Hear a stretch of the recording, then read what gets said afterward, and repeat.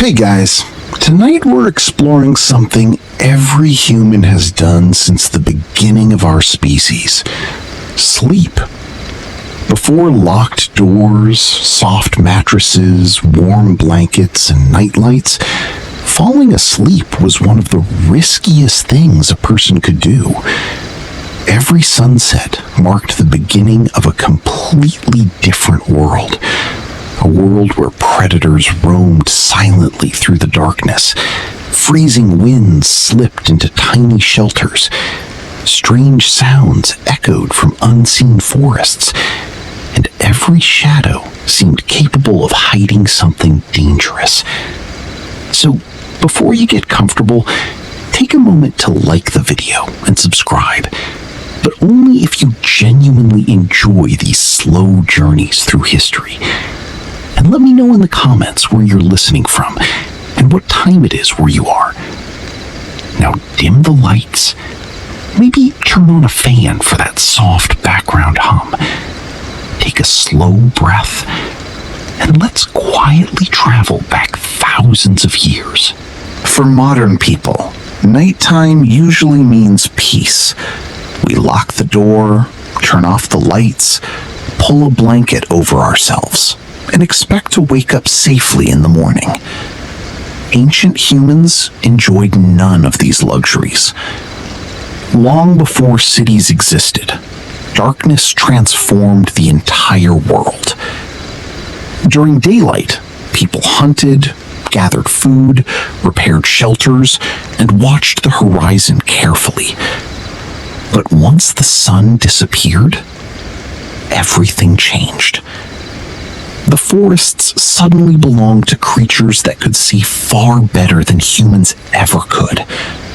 Lions, hyenas, wolves, leopards, massive bears. Creatures whose entire lifestyle depended on finding something slower than themselves.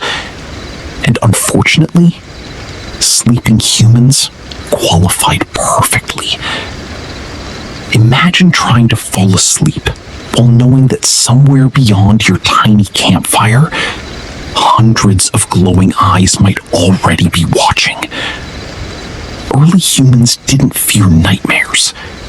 They feared becoming someone else's dinner. Even the sounds of the night carried meaning.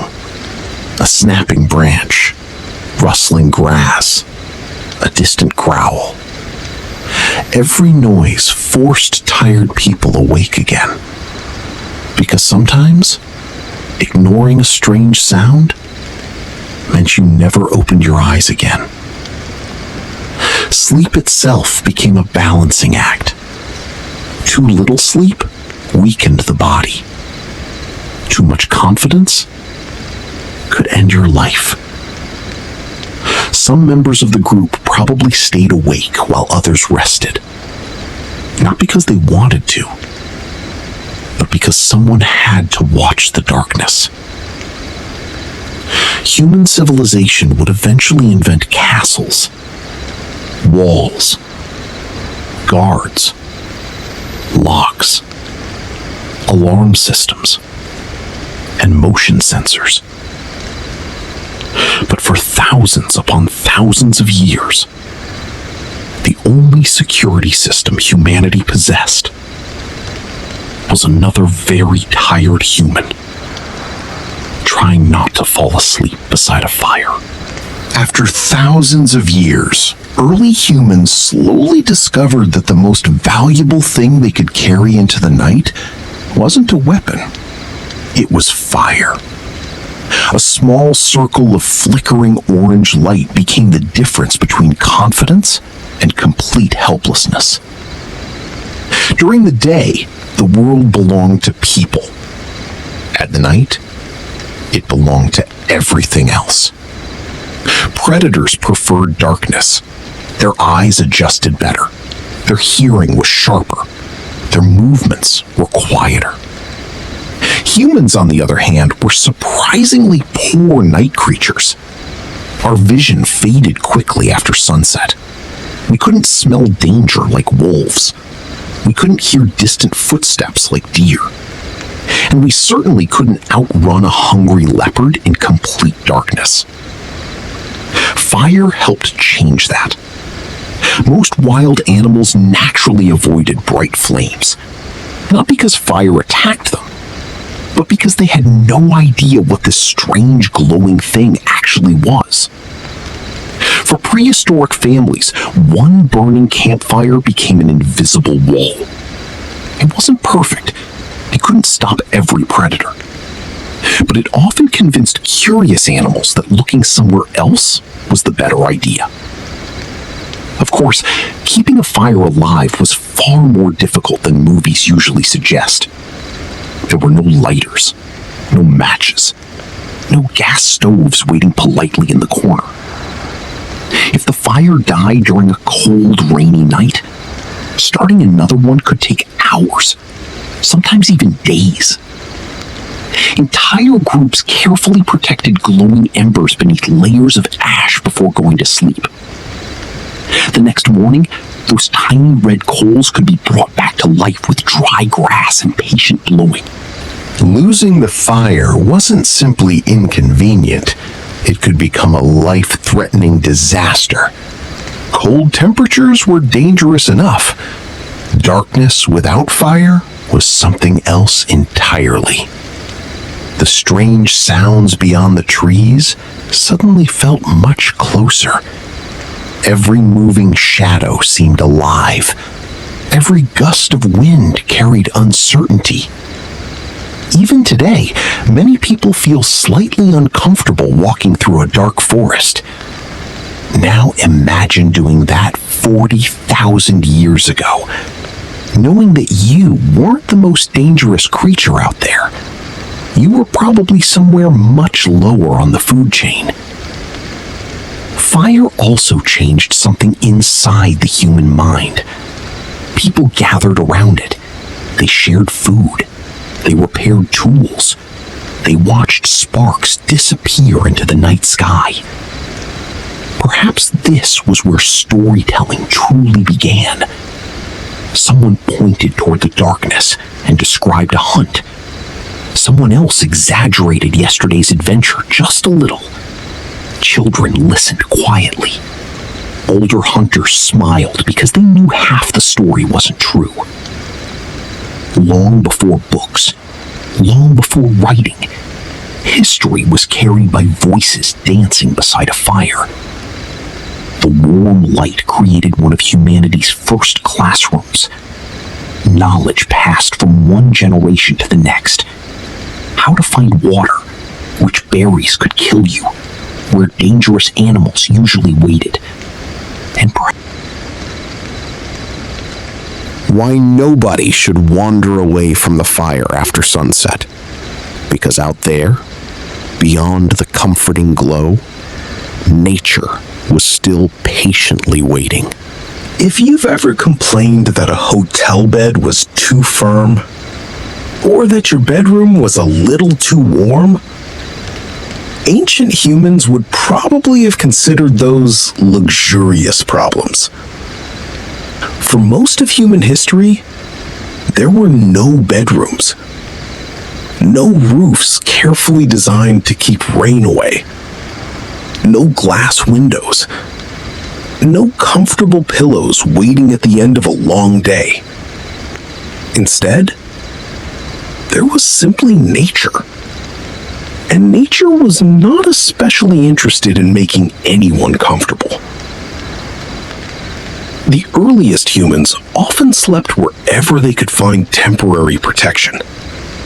A shallow cave, a rocky overhang, the base of a large tree, or a simple shelter built from branches, leaves, and animal hides. These shelters were never designed to feel cozy. They existed for one reason: to increase the chances of surviving until morning. Unfortunately, they weren't particularly good at that. Rain leaked through the roof. Cold winds slipped through every tiny opening.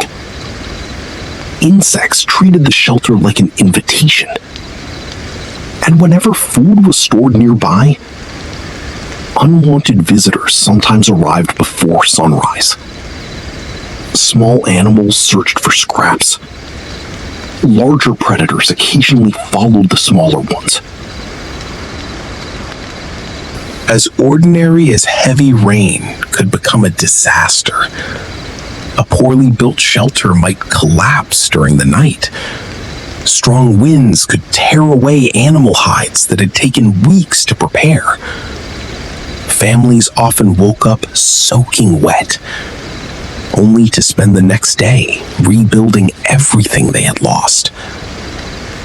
There was another problem most people never think about: the ground itself. Sleeping directly on cold earth slowly pulled warmth away from the body. Moisture crept into animal skins. Tiny stones pressed muscles. And after hours without moving, people often woke up stiff, sore, and exhausted. To solve this, humans became surprisingly creative. They gathered dry grass, soft moss, bundles of reeds, animal fur, anything that created even a thin layer between the body and the frozen ground. In many ways, these simple sleeping mats became humanity's very first mattresses. Not especially comfortable, but certainly better than bare dirt. Shelters also changed the way people lived together. Instead of wandering separately through the darkness, families stayed close. Children slept beside parents. Older members rested near the center. Experienced hunters often positioned themselves closer to entrances, not because they enjoyed responsibility, but because danger usually arrived from outside. Sleep became something shared. If one person heard trouble, everyone woke up. Sometimes all at once, sometimes in complete panic.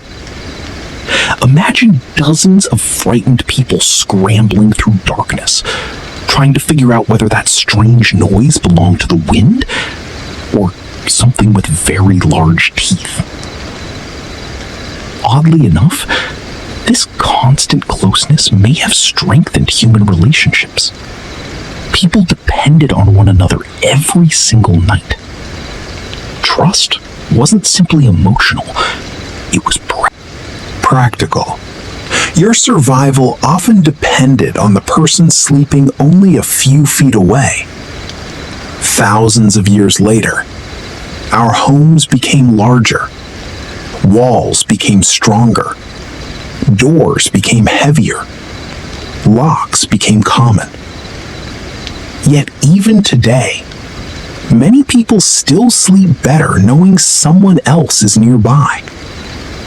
Perhaps some ancient part of the human brain still remembers those fragile shelters, where surviving the night was always a team effort.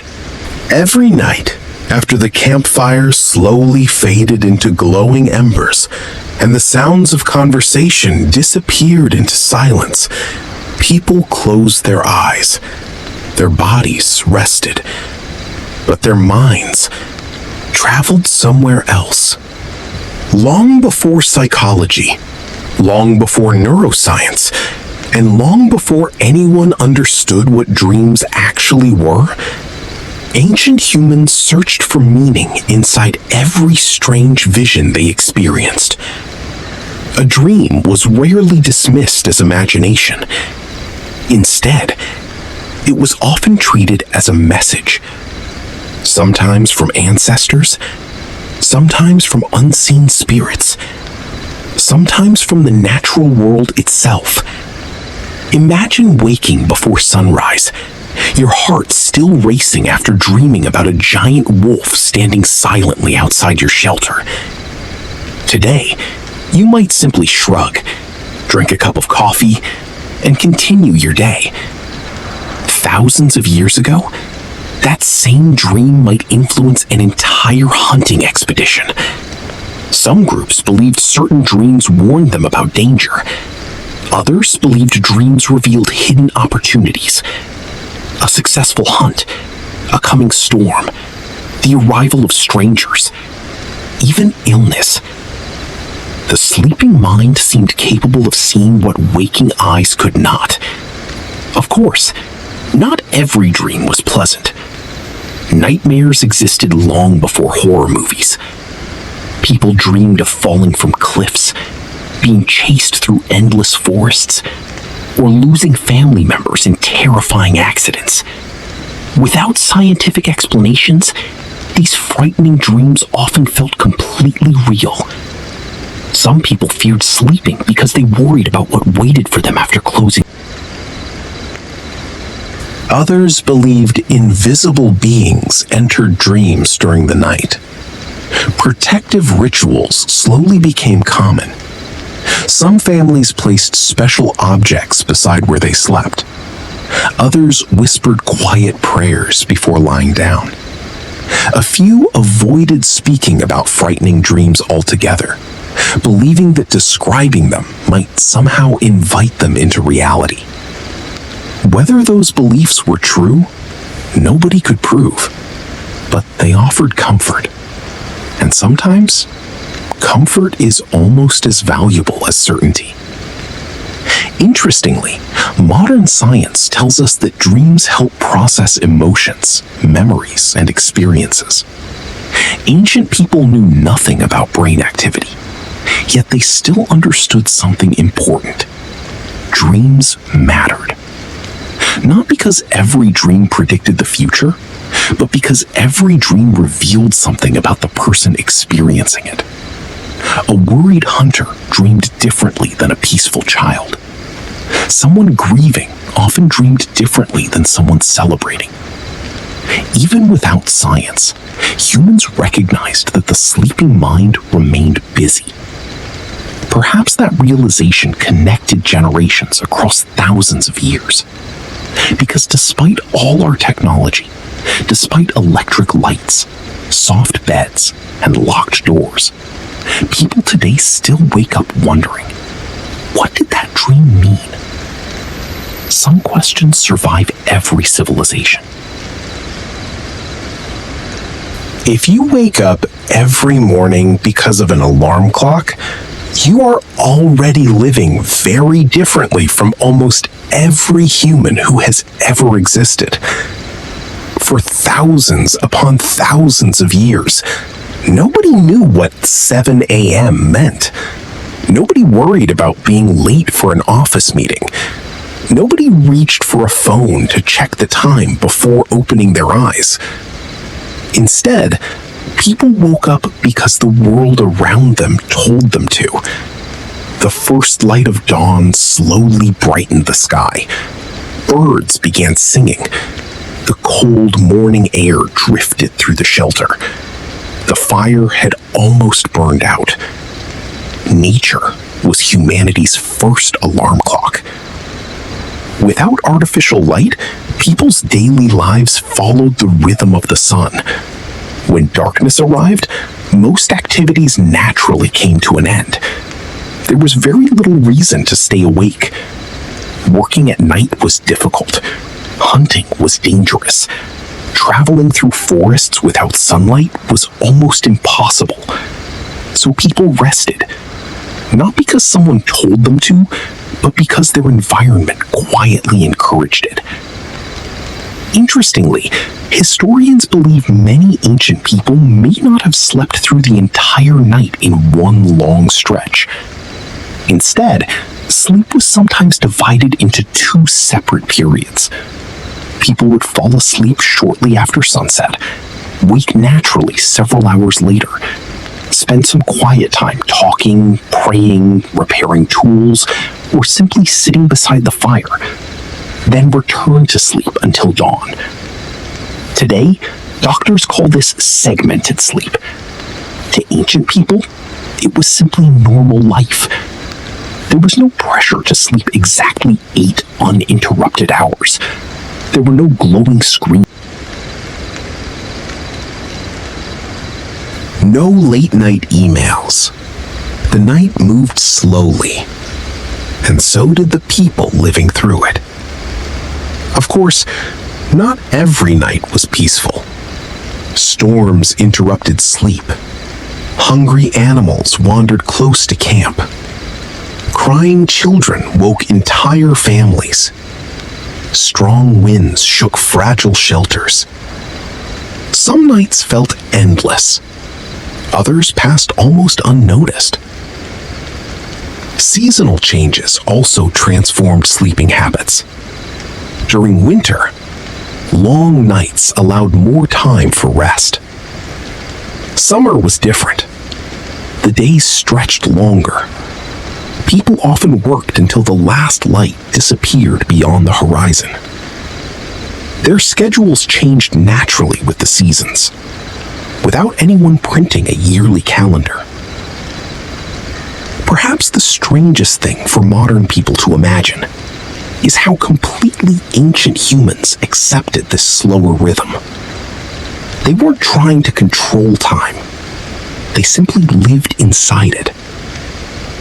Today, many people race against the clock every single day.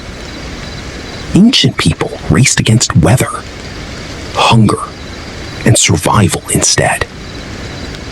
Neither life was easy, but one measured time in minutes. The other measured it by sunrise and sunset. And for thousands of generations, that was more than enough. If you stepped outside your home tonight, you might hear the distant sound of traffic. Perhaps an airplane crossing the sky. Or maybe the gentle hum of electricity surrounding modern life. Ancient people heard something entirely different. The night had its own language. A language without words. A language spoken through wind, flowing rivers, rustling leaves, crackling fire, and creatures that rarely showed themselves during daylight. For someone living 40,000 years ago, silence almost never existed. Instead, the darkness seemed alive. An owl called somewhere beyond the trees. Wolves answered one another across distant hills. Tiny insects filled the air with endless rhythm. Branches creaked. Leaves shifted. Water flowed endlessly over smooth stones. Every sound demanded attention. Some noises were harmless. Others could mean danger. Imagine lying beneath an animal hide shelter, your eyes slowly closing after an exhausting day. Then suddenly, a twig snapped outside. Your heartbeat immediately quickened. Was it the wind? A wandering deer? There was no flashlight to investigate, no secure window to look through. Only darkness and imagination. Interestingly, the human brain has always disliked uncertainty. When we cannot clearly identify a sound, our minds naturally imagine possible explanations. Usually, the frightening ones arrive first. That tendency probably helped our ancestors survive. Assuming every strange noise might be dangerous often proved safer than ignoring it completely. Over thousands of generations, humans became remarkably sensitive to unexpected sounds during the night. Even today, many people wake instantly after hearing an unfamiliar noise inside their home. Perhaps that ancient survival instinct never completely disappeared. Fire helped calm some fears. Its gentle crackling became reassuring. As long as flames continued dancing, people felt slightly safer. children probably slept more peacefully beside the warm orange glow. Adults relaxed, at least a little. Yet fire created sounds of its own. Wood popped unexpectedly. Embers shifted. Dry branches collapsed into glowing ash. Even the thing protecting people occasionally startled them. Nature had a curious sense of humor. Different cultures eventually gave meaning to nighttime sounds. A distant owl might become a warning. A howling wolf, a spiritual messenger. A sudden silence among insects, something far more unsettling. Because when every familiar sound suddenly stopped, it often meant that another animal had entered the area. One large enough to make everything else become quiet. Perhaps that explains why humans still find complete silence strangely uncomfortable. For most of our history, silence was not peaceful. Silence often meant something was watching.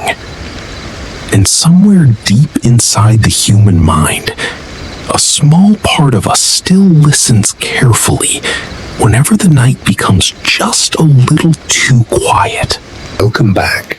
Tonight, we are leaving behind the world we know, far beyond the pages of history, beyond the rise of great kingdoms, beyond the pyramids of Egypt, beyond the first cities of Mesopotamia. We journey to a place that no map remembers, a land whose name vanished long before the first historians ever picked up a pen. Some believe it never existed.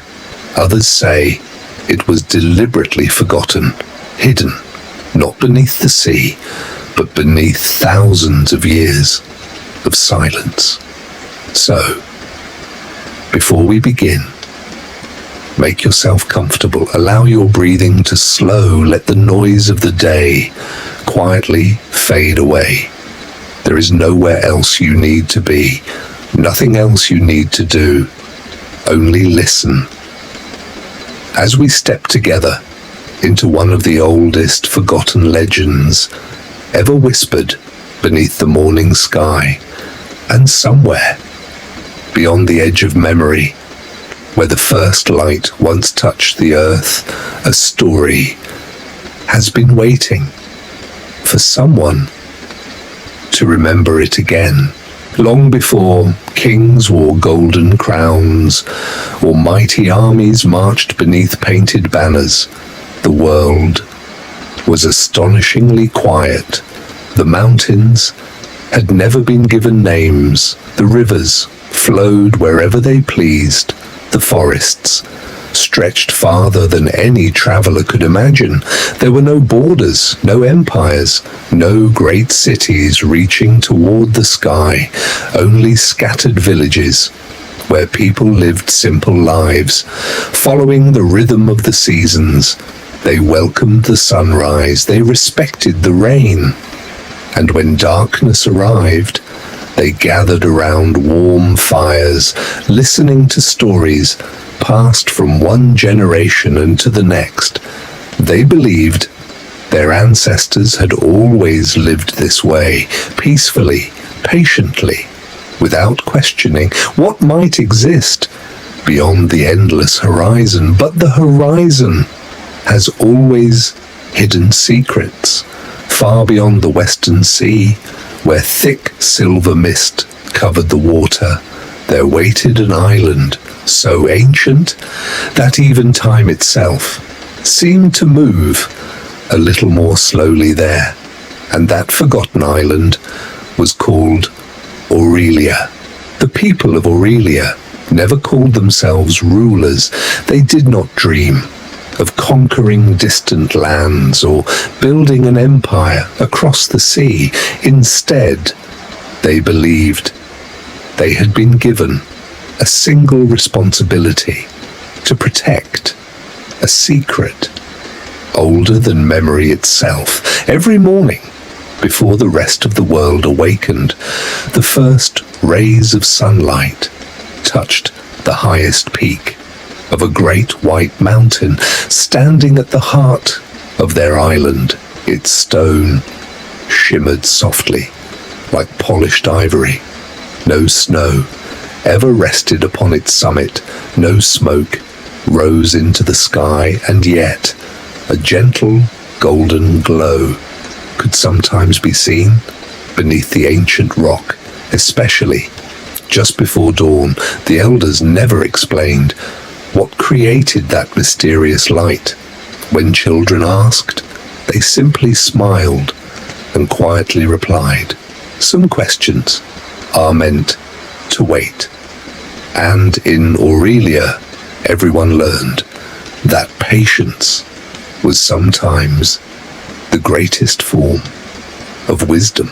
There was only one rule that every person in Aurelia obeyed without question: never walk beyond the seventh path. No signs marked the trail, no walls blocked the way, no soldiers guarded the mountain. The warning lived only in the stories passed from parent to child. Some believed the path led to an ancient temple. Others whispered that it disappeared. Among the people of Aurelia, there lived a young man named Arendor. He was not a warrior. He carried no sword. He was not a priest.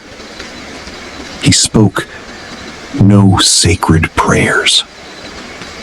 Instead, he carried a worn leather journal. Its pages were filled with unfinished maps. To most people, every morning, long before the first village awakened from sleep, Arendor climbed the eastern cliffs. He carried no lantern, no compass, only his journal and the quiet habit of watching the sunrise.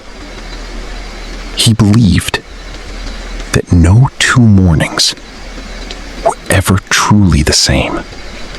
Some arrived wrapped in silver mist, others with skies of soft gold, and sometimes the sea reflected the heavens so perfectly that it became impossible to tell where the water ended.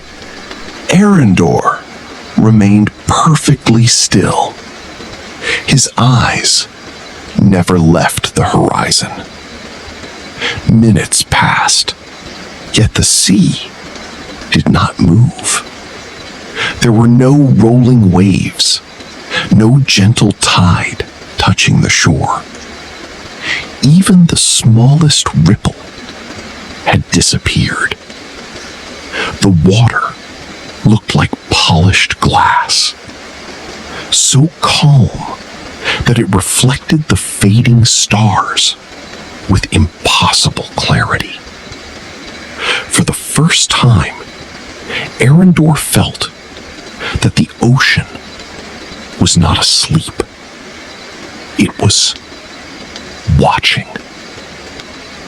A cool breeze should have crossed the cliffs, but the air remained strangely warm. The silence grew heavier, not empty, but full, as though the final drop of ink had barely dried when the ground answered. Not with violence, not with the sudden fury of an earthquake, but with something far stranger. A deep vibration rose from beneath the island, so soft that it could almost be mistaken for imagination. No one in the villages noticed the blue light. The fishermen prepared their boats as they always had. Children laughed as they ran through the fields. The bakers lit their ovens before the first light of dawn. Life continued as though nothing had changed. But on the northern edge of Aurelia, where the cliffs overlooked the endless sea, an old woman opened her eyes. She had lived there for longer than anyone could remember. Some called her a healer, others a storyteller. A few believed she had simply outlived every secret. Without the old woman remained silent long after the wind had returned. Far away, the white mountain stood beneath the first light of morning. Its ancient stone glowed just a little brighter than it ever had before. No one noticed. The ancient forest welcomed no visitors.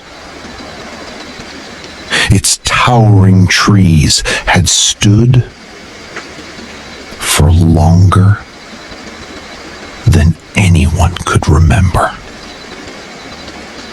Their branches reached toward the sky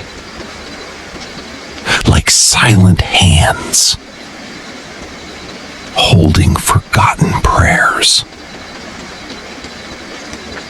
As Arendor stepped beneath their shade, the warmth of the afternoon, the deeper Arendor walked, the older the forest became.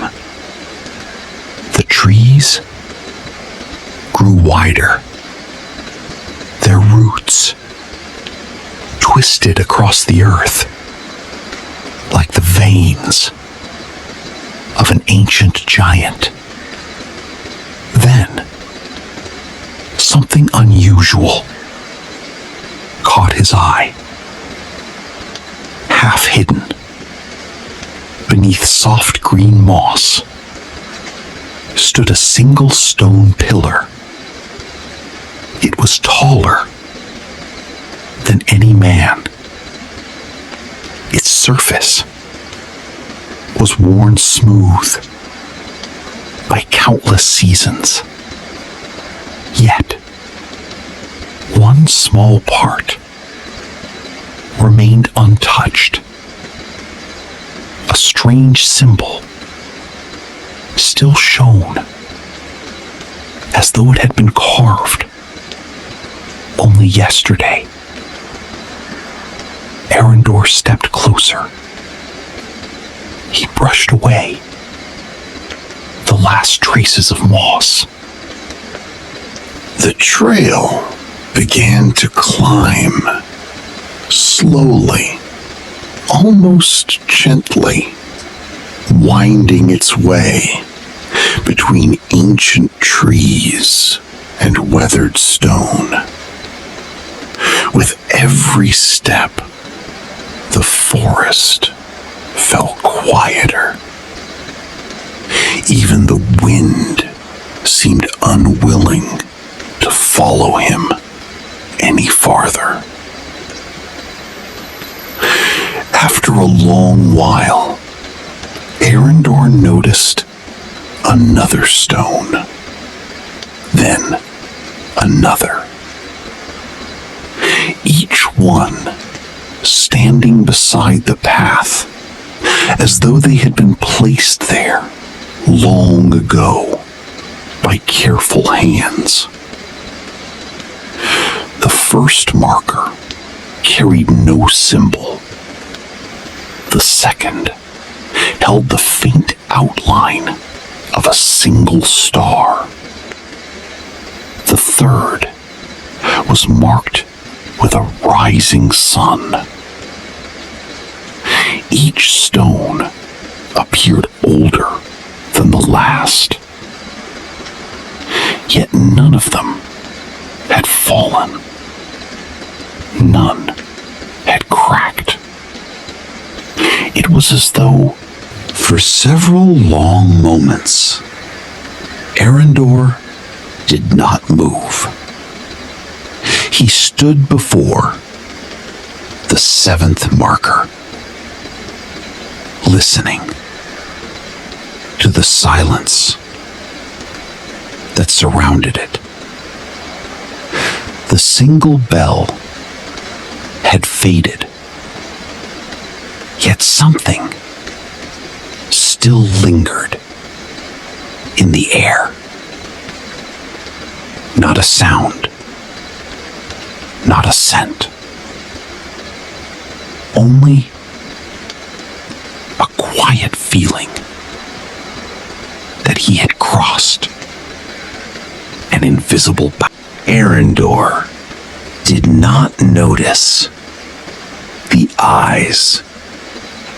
He saw only the ancient staircase disappearing into the quiet mist. Each stone step was worn smooth, not by time alone, but by countless footsteps taken long ago. Who had climbed them? No one remembered. Who had built them? No story could say. For a long moment, he simply stood, listening. For a long while, Arendor stood at the foot of the hidden staircase. His heart was calm, yet somewhere deep within, a quiet unease began to grow. He looked behind him. The forest was exactly as he had left it. Sunlight filtered gently through the ancient branches. The distant song of a single bird drifted across the trees. Everything appeared perfectly ordinary, and yet nothing felt the same. Slowly, he placed one foot upon the first stone step. The moment his weight settled, a faint sound echoed through. The melody was soft, so soft that Arendor could not tell whether he was hearing it with his ears or only within his thoughts. It rose and faded like waves. There were no words, no voice he could recognize. Only a gentle rhythm, ancient, patient, and strangely comforting. He continued climbing, one careful step, then another. The mist began to thicken. The forest below slowly disappeared until nothing remained but pale light, ancient stone, and silence. Then, through the drifting mist, a shape gradually appeared. Not a person, not an animal. A tall archway carved from white stone. Its surface was covered with countless symbols, small circles, flowing lines, and 7 stars, just like the symbol he had seen on the forgotten pillar deep within the forest. In the very center of the archway, a single sentence had been carved in a language lost to time. Though Arendor could not read the words, a quiet understanding settled within him. It seemed to say, "Only those who seek without greed." Arendor did not run. He did not call out. He simply waited. The figure beyond the ancient archway remained motionless. Its outline was softened by the drifting mist. For several quiet moments, neither of them moved. Then, the wind returned. Slowly, the white mist parted. An old man stood before him. His robe was the color of weathered stone. His long silver hair fell across his shoulders like flowing water. In one hand, he carried a simple wooden staff. Its top held no jewel, no blade, only a single white leaf carved with remarkable care. His face was calm, untouched by fear, untouched by time. His eyes were bright, not with power, but with understanding. When he finally spoke, his voice was no louder than the breeze moving through distant trees. "You have come," he said, "later than we hoped." Arendor blinked. His heart quickened. "We?" The old man offered a gentle smile. "The keepers," he replied. "We have been waiting for many generations for someone who could still hear the mountain breathe." The forest fell silent once more. A hidden valley slowly revealed itself. There were no houses, no farms, no roads, only towering white pillars rising from the earth like silent guardians. crystal clear streams flowed quietly between ancient stones. Small lanterns glowed with a soft blue light, though no flame burned within them. The place felt untouched by the passing of time. At the center stood a circular hall built entirely from pale stone. Its great doors already stood open. Above them, an inscription had been carved in the same forgotten language. The old man placed his hand upon the doorway.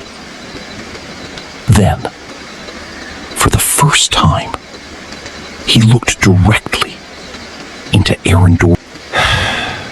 After a long breath, Arendor followed. The air changed at once. It was cool, fresh, filled with the faint scent of cedar wood and ancient parchment. Rows of towering pillars disappeared into the shadows. Between them, countless shelves held thousands of scrolls. Some were wrapped in white linen. Others rested inside beautiful wooden cases carved with stars, rivers, and unfamiliar constellations. No dust covered them. No cobwebs hung from the ceiling. It was as though someone had cared for this place every single day for thousands of years. Arendor looked around in quiet wonder. He had never imagined that so much knowledge could exist hidden beneath a mountain. The old man smiled, ever so gently. Then he spoke.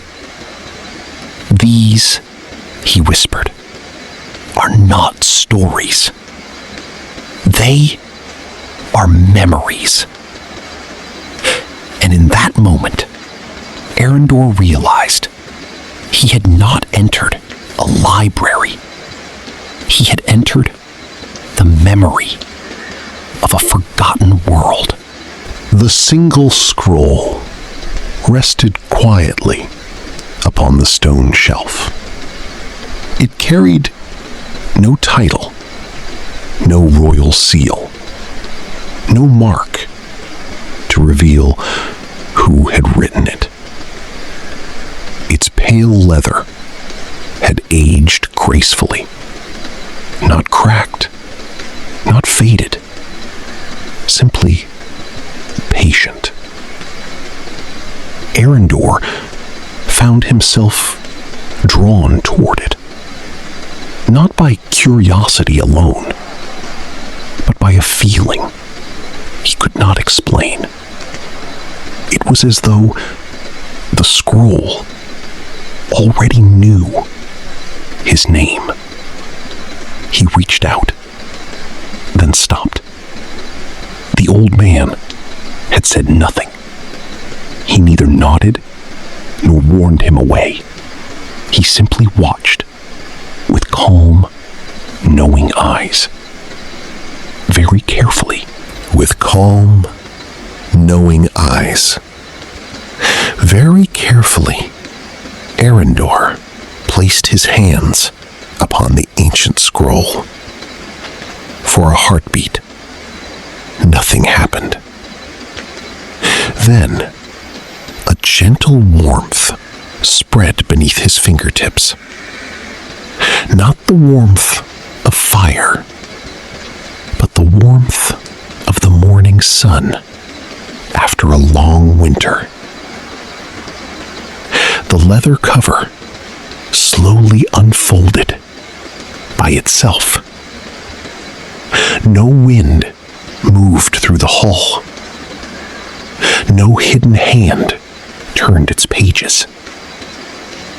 The scroll opened as though it had been waiting for this moment. With calm, knowing eyes, very carefully, Arendor placed his hands upon the ancient scroll. For a heartbeat, nothing happened. Then, a gentle warmth spread beneath his fingertips. Not the warmth of fire, but the warmth of the morning sun after a long winter. The leather cover slowly unfolded by itself. No wind moved through the hall. No hidden hand turned its pages. The scroll opened as though it had been waiting for this moment. Arendor could not look away. The ancient map seemed almost alive. Its rivers shimmered faintly as the water still flowed across the parchment. The mountains cast delicate shadows, though no light touched the page. And the great circle at the very center gave off a soft golden glow. Not bright, not blinding, just enough to remind the eye that it was there. Slowly, the old man stepped closer. He rested one weathered hand beside the map. "This," he whispered, "is not merely a drawing. It is a memory."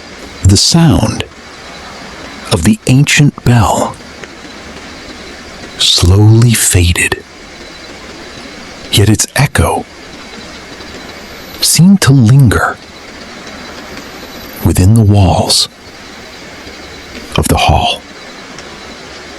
Arendor looked once more at the empty circle on the map. It was the only kingdom without a symbol, without a banner, without a name. Almost as if someone had carefully removed it. Not with fire, not with war, but with silence. He turned toward the old man. "Who erased it?" he asked.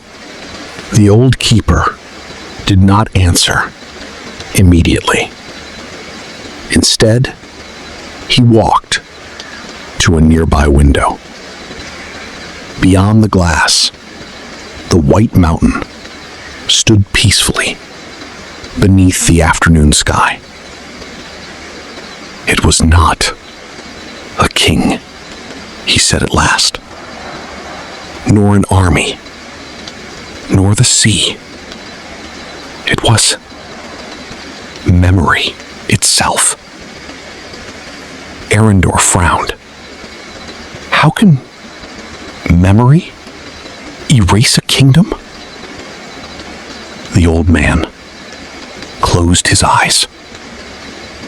There are moments in every age when people choose to forget. And sometimes the things they choose to forget are the things. As the travelers stepped inside, the silence changed. A whisper drifted through the hall, then another. Soon dozens of voices surrounded him, not speaking to him, But about him, he came farther than the others. He still remembers. He has not turned back. The voices echoed from every direction, impossible to follow. He spun around. No one was there. Only stone. Only shadows. Then, at the center of the chamber, he saw a single pedestal. Upon it rested an ancient bronze key, covered in dust, untouched for centuries. As he reached toward it, every whisper stopped. The entire hall became perfectly still. And somewhere, deep beneath the floor, something enormous opened its eyes. The bronze key felt strangely warm, as though it had been waiting only for him. The traveler hesitated. Every instinct whispered, "Leave it where it is." But curiosity has always been stronger than fear. His fingers closed around the ancient key. The moment it left the pedestal, a deep crack echoed through the chamber. One pillar trembled, then another. Dust rained from the ceiling like gray snow. The silent statues slowly turned their heads. Not all at once. One, then two, then dozens. Their empty eyes were now fixed on the traveler. A low rumble rose from beneath the stone floor. Not an earthquake, not thunder. Something breathing. Slow, heavy, ancient. The floor split open in a long, jagged line. From the darkness below, a cold wind surged upward. It carried a scent older than memory, older than kingdoms, older than Olympus itself. The traveler tightened his grip on the bronze key. He realized, too late, the key had never been meant to unlock a door. It had been meant to keep something locked. And now, the seal was broken. From the endless darkness below, a single massive claw began to ride. The claw gripped the edge of the broken floor. Stone cracked beneath its weight. Slowly, a colossal figure emerged from the abyss. Not a beast, not a man. Something older than both. Its body was carved from black stone, yet it moved like living flesh. Across its chest, ancient symbols. Its face had no eyes, no mouth, only a smooth mask worn by time itself. You have crossed every trial, but the greatest test has never been about strength. A long silence followed. Then the voice spoke once more. It is time to learn why the gods feared the truth. The traveler looked into the endless light beyond the tree and took one final step. He had entered the beginning of the end.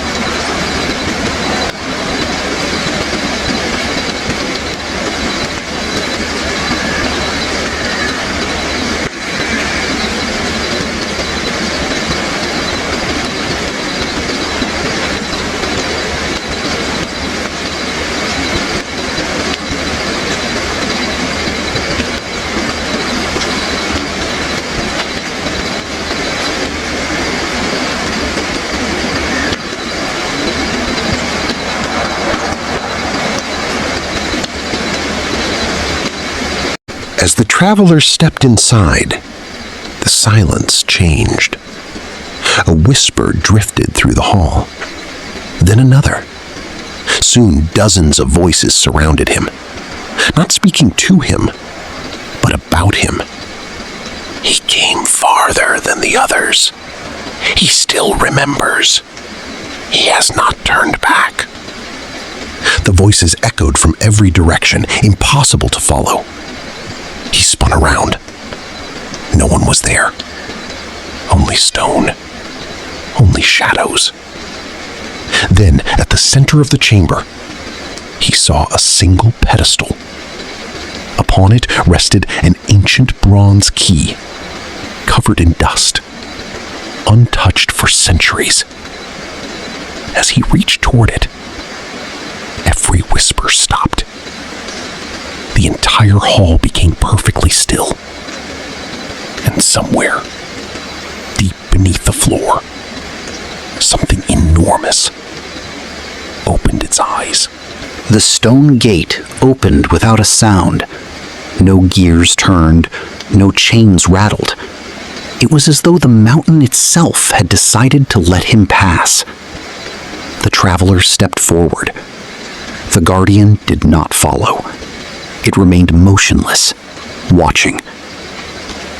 Beyond the gate, the air felt different, warmer, almost alive. The narrow passage led into a vast underground sanctuary.